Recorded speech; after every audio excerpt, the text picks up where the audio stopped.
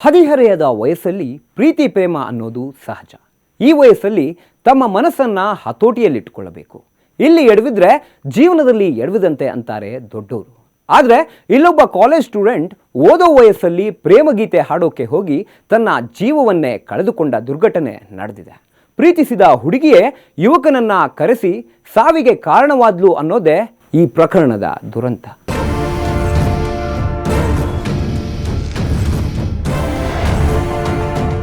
ಪ್ರೀತಿ ಅನ್ನೋದೇ ಹೀಗೆ ಹದಿಹರಿಯದ ವಯಸ್ಸಲ್ಲಿ ಏನೇನೋ ಆಸೆಗಳನ್ನ ಹುಟ್ಟಿಸಿ ದಿಕ್ಕು ತಪ್ಪಿಸ್ಬಿಡುತ್ತೆ. ಇದರಲ್ಲಿ ಕರೆಕ್ಟ್ ಆಗಿ ನಿಭಾಯಿಸಿದವನು ಗೆಲ್ತಾನೆ, ಯಾಮಾರ್ದವನು ಸೋಲ್ತಾನೆ. ಸೋತ್ರೆ ಪರವಾಗಿಲ್ಲ, ಇನ್ನೊಂದು ಅವಕಾಶ ತಗೋಬಹುದು, ಆದ್ರೆ ಸತ್ರೆ ಎಸ್. ಇಲ್ಲೊಬ್ಬ ಯುವಕ ಪ್ರೀತಿಯ ಮಾಯಾಜಾಲಕ್ಕೆ ಸಿಲುಕಿ ತನ್ನ ಪ್ರಾಣವನ್ನ ಕಳೆದುಕೊಂಡ್ಬಿಟ್ಟಿದ್ದಾನೆ.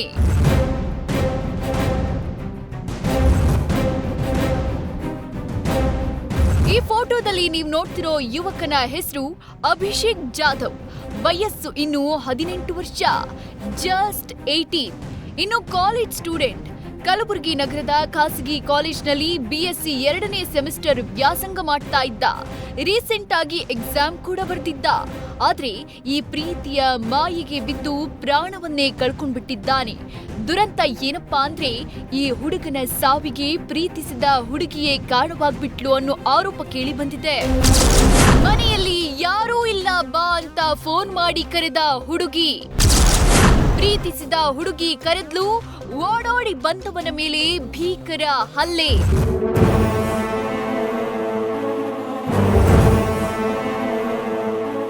ಅದು ಮಾರ್ಚ್ 3ರ ರಾತ್ರಿ. ಅಭಿಷೇಕ್ ಪ್ರೀತಿಸ್ತಾ ಇದ್ದ ಹುಡುಗಿ ಮನೆಯಲ್ಲಿ ಯಾರೂ ಇಲ್ಲ ಬಾ, ಮನೆಗ್ ಬಾ ಅಂತ ಫೋನ್ ಮಾಡಿ ಕರೆದಿದ್ಲು. ಇಷ್ಟಪಟ್ಟ ಹುಡುಗಿ ಕರೆತಿದ್ದಾಳೆ ಅಂತ ಹುಡುಗನು ಓಡೋಡಿ ಹೋಗಿದ್ದಾನೆ. ಸಮಯ ಆಗ 12 ಗಂಟೆ ಆಗಿತ್ತಂತೆ. ಮನೆ ಹತ್ರ ಹೋಗಿ ಮನೆಯೊಳಗೂ ಹುಡುಗ ಹೋಗಿದ್ದಾನೆ. ಮನೆಗೆ ಹೋಗ್ತಾ ಇದ್ದಂತೆ ಬಾಗಿಲು ಮುಚ್ಚಿದ ಯುವತಿ ಮನೆಯವರು ಹಿಗ್ಗಾಮುಗ್ಗ ಥಳಿಸಿದ್ದಾರಂತೆ. ಸುಮಾರು 7-8 ಜನ ಮಾರಣಾಂತಿಕ ಹಲ್ಲೆ ಮಾಡಿದ್ರಂತೆ. ಕಬ್ಬಿಣದ ರಾಡ್ನಿಂದ ಹೊಡೆದ್ರಂತೆ. ಹಲ್ಲೆ ಮಾಡಿದ್ಮೇಲೆ ಖುದ್ದು ಮನೆಯವರೇ ಅಭಿಷೇಕ್ನ ಯಾರು ಇಲ್ಲದ ನಿರ್ಜನ ಪ್ರದೇಶಕ್ಕೆ ಎತ್ಕೊಂಡು ಬಿಸಾಡಿ ಹೋಗಿದ್ದಾರಂತೆ.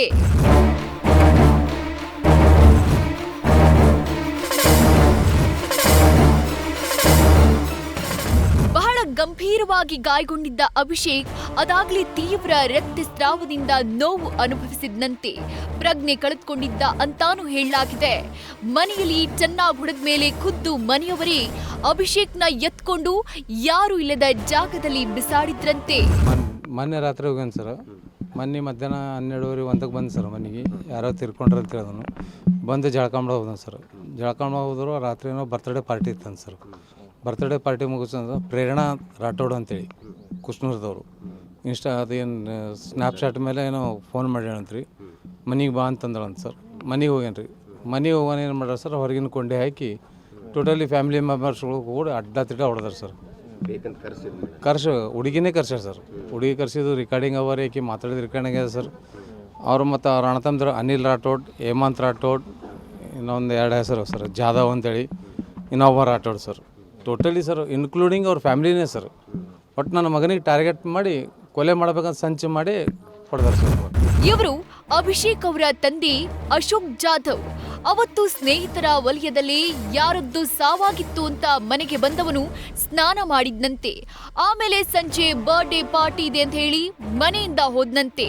ಹೋದವನು ಮನೆಗೆ ವಾಪಸ್ ಬರ್ಲಿಲ್ವಂತೆ.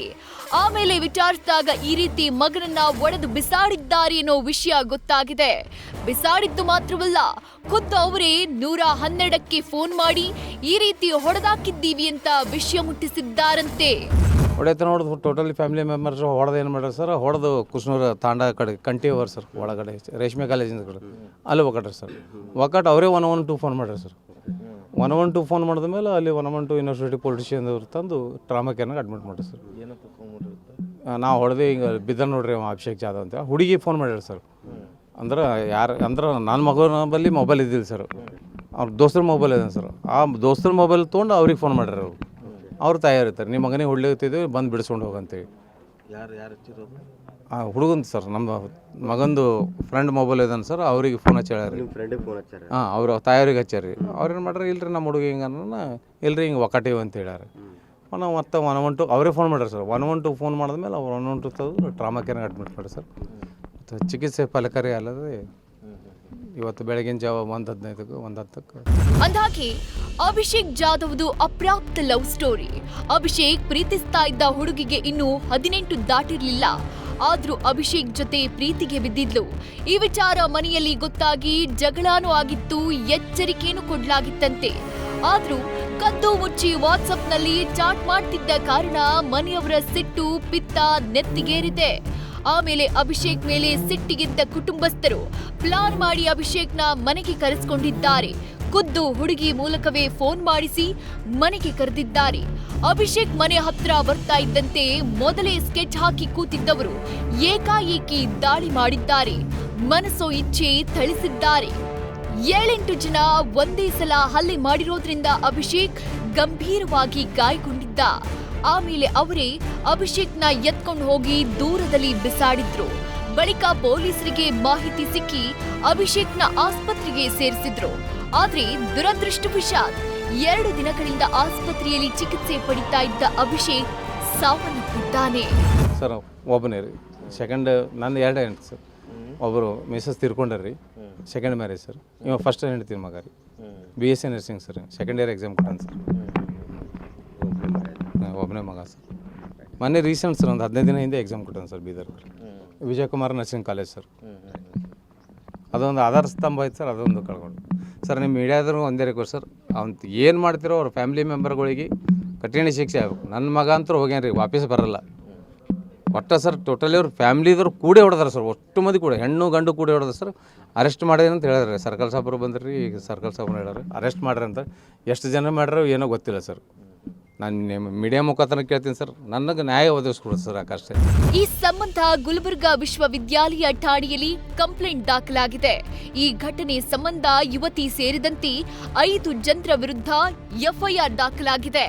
ಈಗಾಗಲೇ ಹುಡುಗಿಯ ಸಂಬಂಧಿಕರಾದ ಅನಿಲ್ ರಾಥೋಡ್, ಸಂತೋಷ್ ರಾಥೋಡ್, ಸಾಗರ್ ಜಾಧವ್, ಹೇಮಂತ್ ರಾಥೋಡ್ ಎನ್ನುವವರನ್ನ ಪೊಲೀಸರು ಅರೆಸ್ಟ್ ಮಾಡಿದ್ದಾರೆ.